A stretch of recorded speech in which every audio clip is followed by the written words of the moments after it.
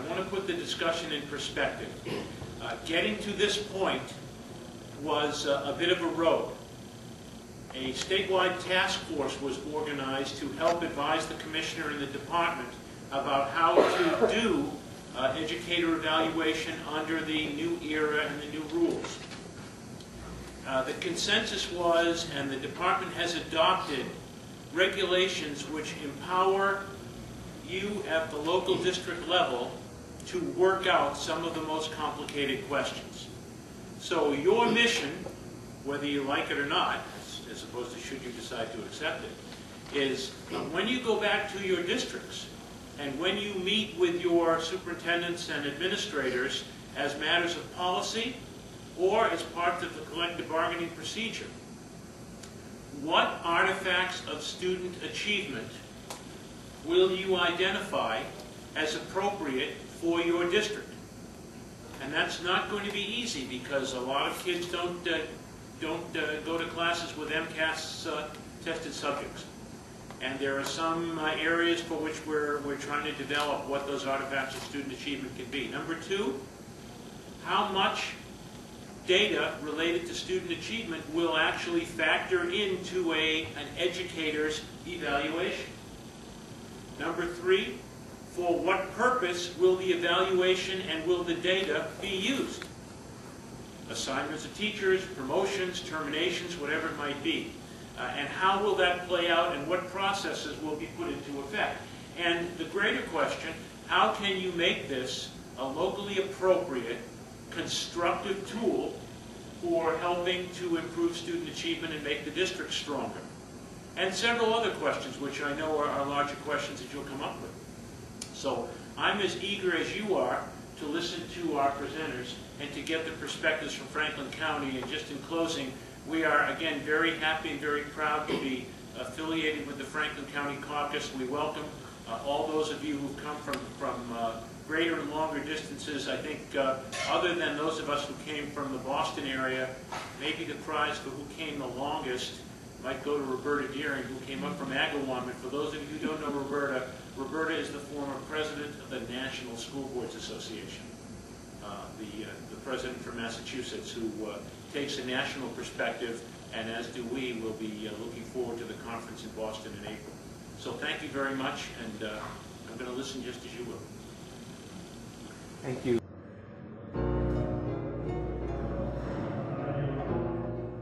Thank you for inviting me here. I'm delighted to be here. Some of you know I have grandchildren who live out in this area, so although they're both away this weekend, so I can't turn this into a trip to visit my grandchildren.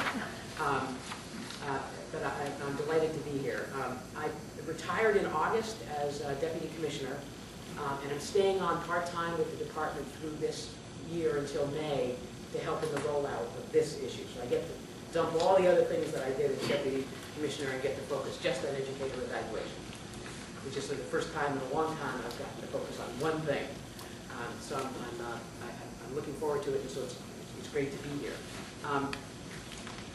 If you look at on the slide, and the regulations are designed to do these 5 things. I know people are worried that they do other things too, but this is what they're designed to do about promoting leaders and teachers' growth and development. That's the primary purpose. The task force that Glenn referred to, and he sat on as a member of this 40-member task force, was really quite adamant in their deliberations that the primary purpose of revamping the educator evaluation system needs to be to promote growth and development of educators. It places student learning at the center using what Jed referred to as multiple measures. We'll talk a little bit more about that.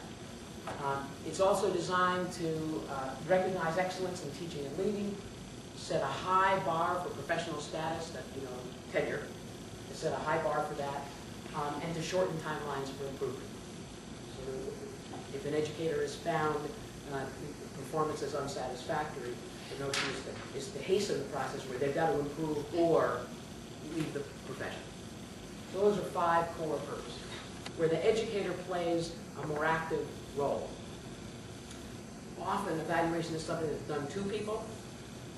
The task force told us in no uncertain terms that the experience of evaluation for lots of educators is a passive experience, something that's done to them that they don't play an active role in. So the regulations press for having this cycle everywhere that focuses on educators taking charge.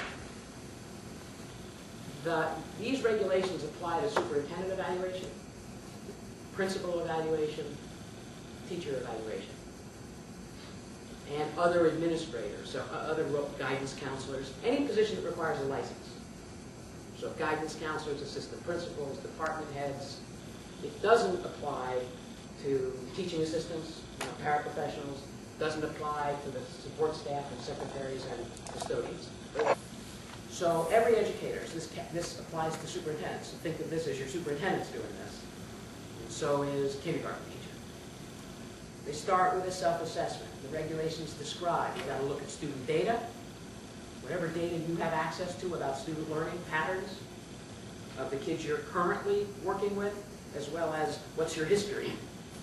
So you look at student learning data of a wide sort, whatever you've got access to. And you also look at a rubric. So the self-assessment, you use a rubric that describes performance, and you use data about student learning. So just think of the kindergarten teacher. The kindergarten teacher's done that, and let's say it's a she. She's looked at the data, she's looked at her performance, she's identified strengths of her performance, areas she wants to grow. She proposes 2 goals, at least 2 goals, for her work in the next year or 2. One goal has to deal with student learning. What's she going to accomplish in terms of student learning with her kindergarten kids in the year ahead, or the 2 years ahead? And she's got to identify a goal for her own practice. What is she going to get better at? Maybe she's never taught English language learners, and she's now got some English language learners in her kindergarten class. She's got to get better, so she proposes that she's going to get better at learning how to teach kids whose first language is not English. That would be part of her practice. So you with me? A goal about student learning, a goal about her own practice. She brings that goal, this proposal and that analysis, to the second step. Analysis, goal setting, and plan development. And with her evaluator, she develops a plan for moving forward on those goals. The regulations urge people to consider team goals, like all the kindergarten teachers. So all the kindergarten teachers at the school, or even in the district, could sit down and say, whoa, we've got more English language learners coming in. How about all of us working on learning how better to teach English language learners? Then that could become a team goal. That's the individual goal and the team goal. So you can see how this can contribute to collaboration and teamwork instead of necessarily just individual work. So you develop at step 2 here the goals and the plan for carrying them out. Step 3 is you implement the plan.